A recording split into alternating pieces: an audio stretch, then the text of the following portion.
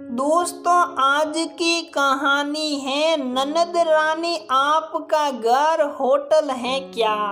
दोस्तों, कहानी शुरू करने से पहले अगर आपने हमारे चैनल को सब्सक्राइब नहीं किया है तो सब्सक्राइब कर लीजिए ताकि आपके पास पहुंचे हर नया वीडियो। पारुल, तुम्हें तुम्हारी माँ ने कुछ सिखाया है कि नहीं रिश्ते कैसे निभाए जाते हैं, लेकिन तुम कहाँ कुछ समझोगी। तुम्हारा भाई तो है नहीं जो तुम्हें ये सब समझ आएगा। सुबह सुबह पारुल की सास नैना देवी ने चिल्लाना शुरू किया तो पारुल कमरे से बाहर आई। उसे समझ नहीं आ रहा था कि आज सुबह सुबह कौन सी गलती हो गई जो सासू माँ का बहु पुराण शुरू हो गया। क्या हुआ माँ जी? पारुल ने पूछा। कितनी भोली बन रही है, जैसे कुछ जानती ही नहीं। मुझे सच में कुछ समझ नहीं आ रहा है। आप बताइए तो सही, क्या कर दिया मैंने? तुम अपनी ननद के यहाँ 4 दिन रुकी, रश्मि ने तुम्हें घुमाया, बच्चों को भी कितना कुछ दिया और तुम उसे क्या देकर आई? उसकी कितनी बेइज्जती हुई अपनी ससुराल वालों के सामने। उसकी सास ने कितना सुनाया। तुम्हारे भाई भाभी को बिल्कुल अकल नहीं है क्या?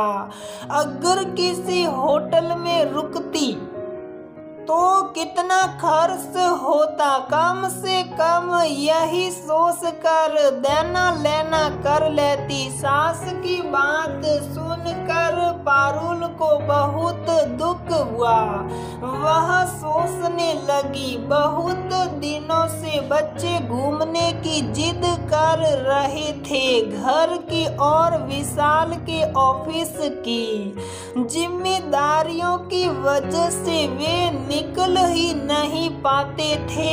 इस बार छुट्टियों में ननद रश्मि ने भी जोर डाला तो वे रश्मि के घर चले गए, क्योंकि रश्मि का घर देहरादून में तो था, वहां घूमने की अच्छी जगह थी।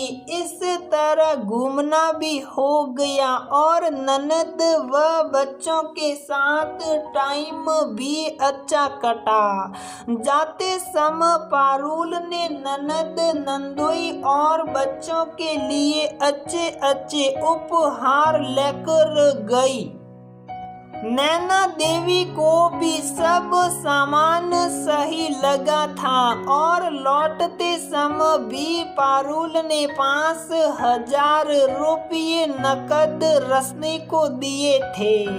कल रात ही तो वापस आए हैं। रात ही रात में ऐसा क्या हो गया कि सासू माँ इतना गुस्सा कर रही हैं? संडे की वजह से विशाल भी घर पर ही था। माँ की आवाज सुनकर वह भी बाहर आ गया था। माँ से बोला, माँ वो दीदी का घर है या होटल? अगर मुझे उनके घर रुकने पर उन्हें उतना ही पैसा देना चाहिए तो इससे अच्छा मैं होटल में रुकना पसंद करूँगा। कम से कम अपनी पसंद का घूम फिर तो सकेंगे और ना ही किसी का एहसान होगा कि हम उस के घर रुके। अब तू भी बीवी की भाषा बोलने लगा। क्या तुझे पता नहीं कि बहन जितना खर्च करती हैं उससे ज्यादा उसे देना पड़ता है। मेरा मुंह मत खुलवाओ माँ, किसने कितने मन से आव भगत की, और हमारे वहाँ जाने पर भी पारुल रसोई में ही लगी रहती थी। वो तो ज्यादा कहीं घूम भी नहीं पाई। मैं अकेला अपने और दीदी के बच्चों को लेकर चला जाता था, क्योंकि दीदी ने तो कह दिया था कि इतने लोगों का खाना मुझसे तो बनेगा नहीं, और रोज रोज बाजार में खाना सही नहीं।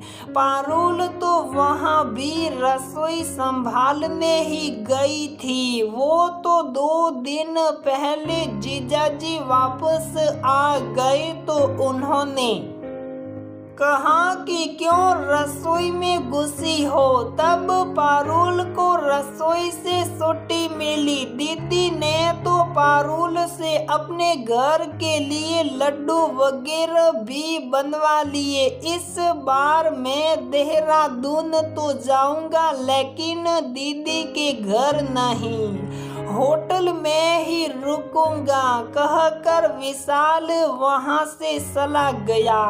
नैना देवी चुप रह गई। पारुल को इस बात से बहुत दुख पहुंचा। कुछ दिनों बाद विशाल को ऑफिस के काम से देहरादून जाना था। वह पारुल और बच्चों को भी ले गया और इस बार वे होटल में रुके, मजे से घूमे और मस्ती की। लौटते समय रश्मि के घर मिलने गए तो रश्मि की सास ने पूछा, बेटा होटल में क्यों रुके? ये तो तुम्हारा अपना ही घर था। रश्मि बोली, विशाल तुमने होटल में रुक कर मेरी बेइज्जती कर दी।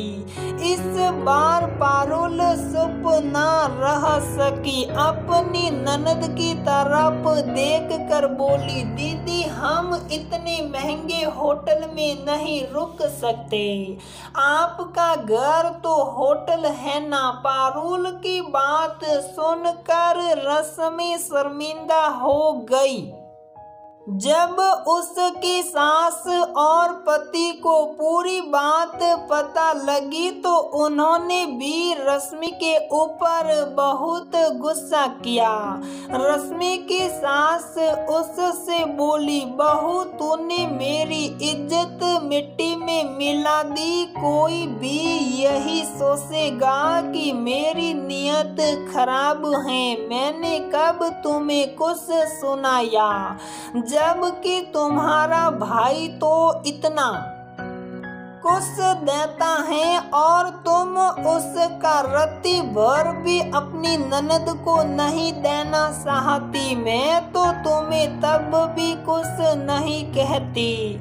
रश्मि का पति बोला, तुम्हारी इस हरकत की वजह से सब यही सोचेंगे कि मैं कितना लालची हूँ। अपनी घर आए मेहमान की आव भगत होती है। ये हिसाब नहीं रखा जाता कि उसके ऊपर हमने कितना खर्च किया। मेहमान भी हमारे पास अपना कीमती समय निकाल कर आता है, लेकिन तुम और तुम्हारी माँ इस बात को नहीं समझेगी। और ये तो तुम्हारा छोटा भाई है, तुम्हारा भी तो कोई फर्ज होगा इसके प्रति। विशाल और पारुल ने जीजाजी को शांत करके माहौल को हल्का करने की कोशिश की। रश्मि ने शर्मिंदा होकर आगे से ऐसा ना करने को कसम खाई तो उसकी सास ने उसके सिर पर हाथ रखते हुए कहा, बेटा अगर तुम्हें अपनी गलती का एहसास हुआ है तो बहुत अच्छी बात है, लेकिन हमेशा एक बात याद रखो कि मायका भाई भाभी से ही बना रहता है। उनके मन में अपने लिए कोई मन मुटाव मत छोड़ो। रश्मि ने भाई भाभी को मान मनुहार करके एक दिन के लिए अपने पास रोक लिया। इस बार पारुल को लग रहा था कि वह अपनी बहन जैसी ननद के पास है। दोस्तों, बहुत से घरों में यही होता है कि अगर भाई भाभी एक दिन के लिए भी रहने आते हैं तो इस बात का पूरा हिसाब किताब करा जाता है कि हमने क्या खर्च किया और उसने क्या दिया।